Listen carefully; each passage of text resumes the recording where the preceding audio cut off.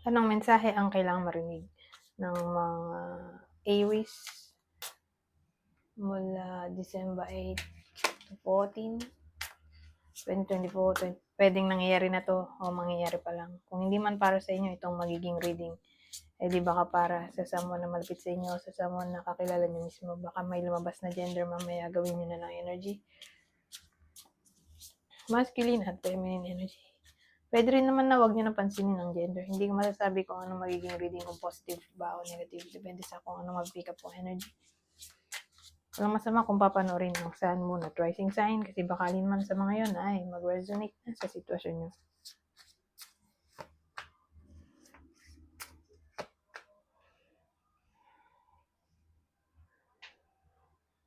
Four of Swords, Knight of Swords. Ito, Nine of Swords. The Magician.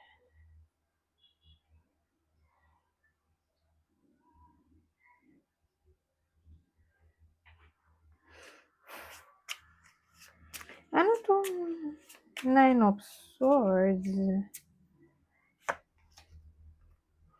The Fool.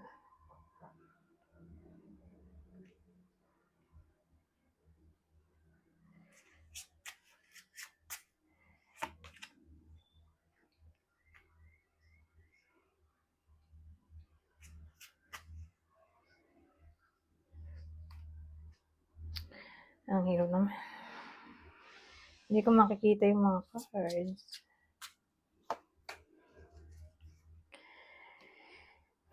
Hawakan ko na lang ito.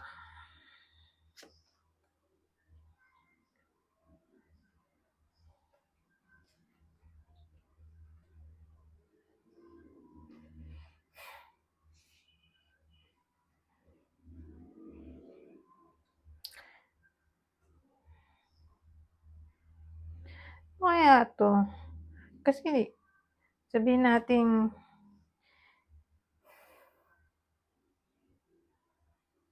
may ghosting o no contact na nangyari. Tapos nag-reconnect sila ulit. Ngayon,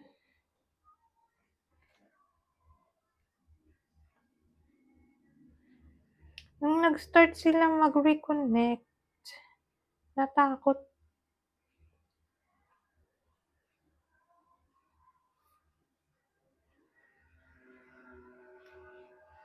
May someone na parang natakot dito.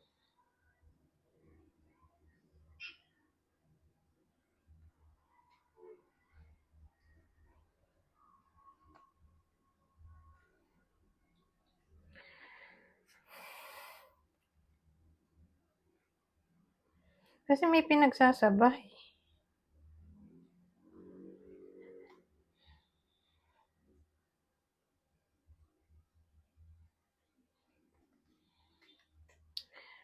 I-clear din natin to bago ako mag-explain yan ba itong magician na to.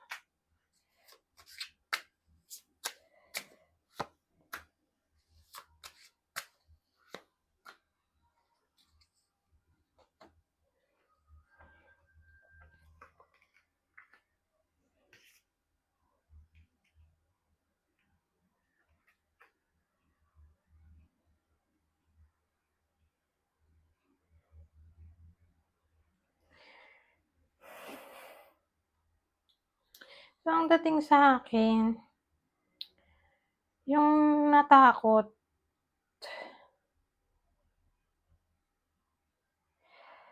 kasi may someone na in a relationship, kasi relationship reading tayo eh.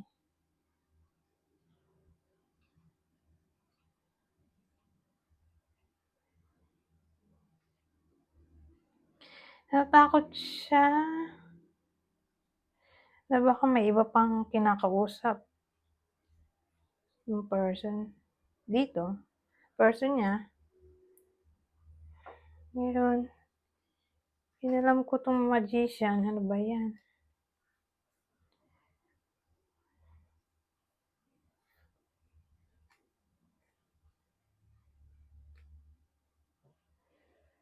Kasi ang gusto niyang mangyari, Ay, reconciliation? Ano 'tong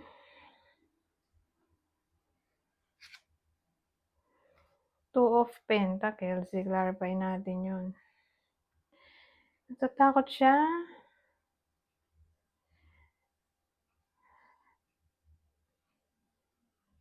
Sa topic ng new beginning. Natatakot siya na baka may kinakausap ang iba, ayun. Ano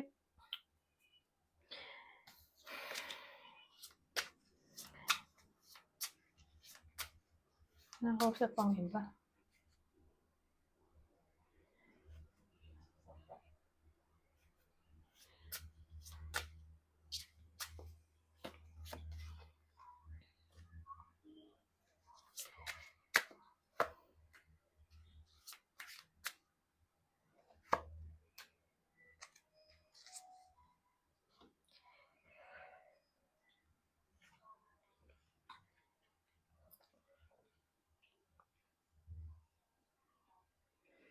So, inalam ko 'tong Two of Pentacles.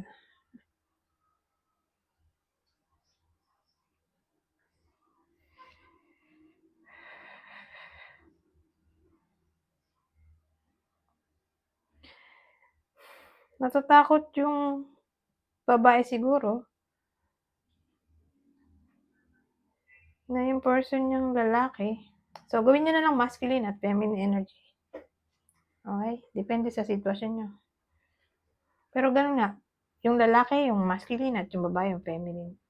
So, natatakot yung feminine o yung babae na lang kasi nahihirapan ng weak kasi. Natatakot yung babae na baka may iba yung lalaki. May piniflirt siyang iba. O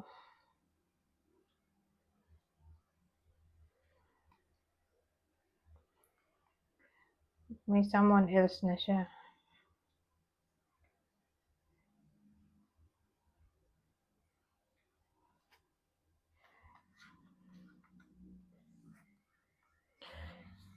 So, ang tanong, may someone else nga ba?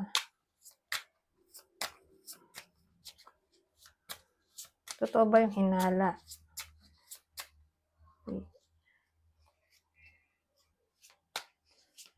Yes or no?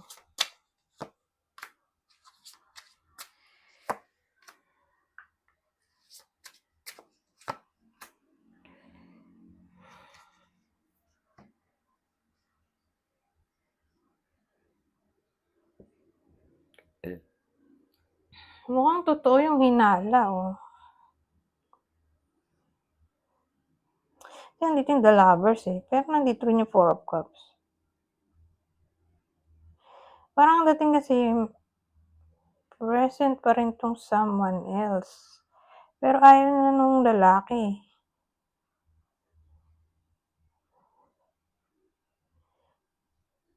Dun sa someone else.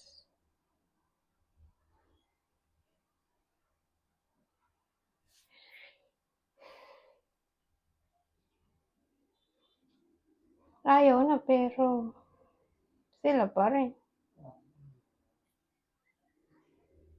Ganun eh. Sila pa rin pero ayaw na niya. O hindi na niya ganun kamahal. Pero sila pa rin. Eh, nandito yung The Lovers, oh. Pero hindi niya na siya ganun ka-interested. Kasi pag nakita ko yung King of Cups, lalaking in a relationship, mahal siyang iba ganun dati. OMG.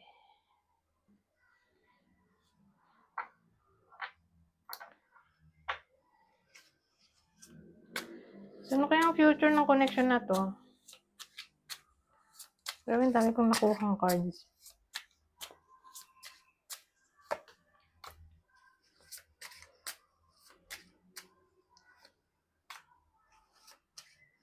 Ngayong week lang to, pero grabe, ang daming cards.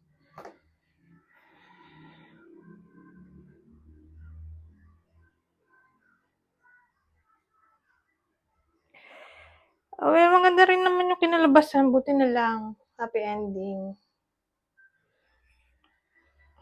Kaya lang ang tanong, sino yung original dito?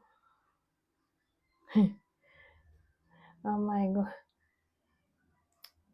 Sa kwento na to, na-disconnect, nag-reconnect. Natatakot siya na baka may someone else. Mukhang totoo. May someone else pero ayaw na niya doon.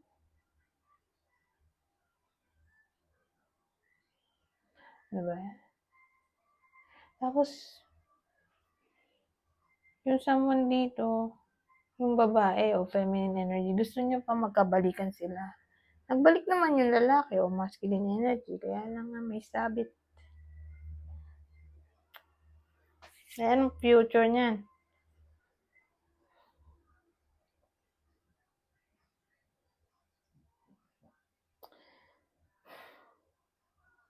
Magkakaayos sila, kaya lang ang tanong,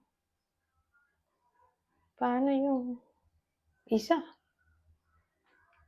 At hindi ko rin alam kung sino yung original. Kung yung tao bang natatakot dito o kayo. Kayo yung bida dito. Yung natatakot dito. O yung someone else yung original. So guys, to case basis, kunin nyo lang yung info na sa tingin nyo i-fit sa inyo. Basta, ang ending dito ay reconciliation. Ito, maganda to. Saka to. Anyways,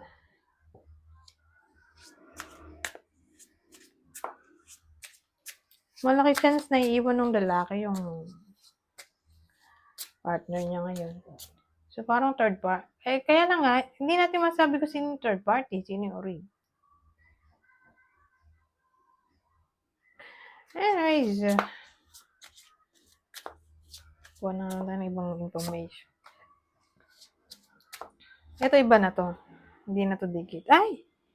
Intelligence, misfortune. So, pag ganyan, asana natin ang possibility ng lack of common sense o lack of logic. Sa week na to. Mahirap pa makapag-decide yung iba sa inyo.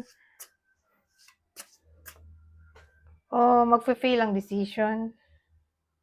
Pwede rin ganun.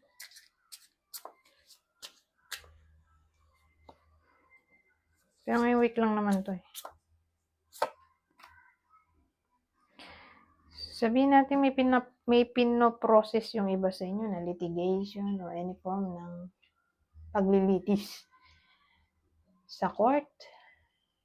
Parang siya, legal case. Kung di man sa court baka sa police station, barangay hall, city mayor, sa mayor, governor, depende kung saan nakalagay yung papers, yung files, documents, ang pinasa.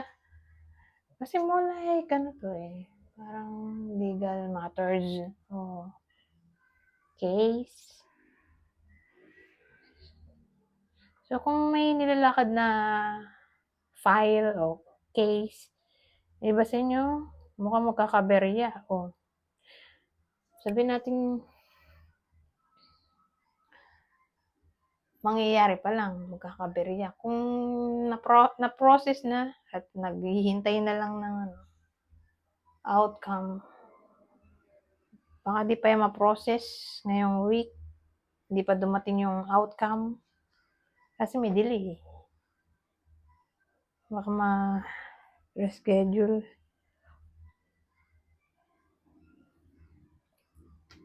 O ma-postpone yung result. Anyways, saan yung huli? Huling deck. Ano pang masasabi nito?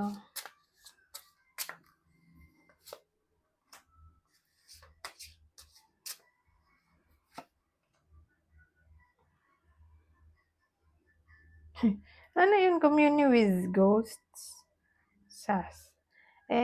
Siguro para to sa mga psychic medium whether kayo mismo to o someone na kakilala nyo ay para bang hindi siya agad-agad paniniwalaan ng ibang tao na parang may mambubuwisit sa kanila. Okay? So, sabihin na lang natin in general na lang to. Whether psychic medium o psychic lang. Psychic na hindi kumukonect sa spirits. Baka kumukonect lang sa spirit guides. Depende kung anong technique ang ginagawa nila. Kasi ako, hindi ako, nagko-connect sa ghosts, spirits. Hindi ako psychic medium. So, gawin na lang natin psychic in general. Na para pang maiinis sila dito o makaka-encounter sila ng mga taong rude. Sas, ganun. So, beware. Okay? Saka huwag nyo na lang pansinin. The more na pinapansin, lalo nang iinis. Kasi gusto nila ng reaksyon. So, huwag na pansinin.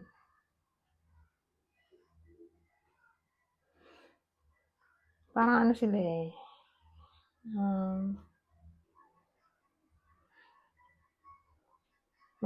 Parang mga asar o magiging basher. May mga taong magiging basher. Hater. Ganun dating. Sa mga psychic.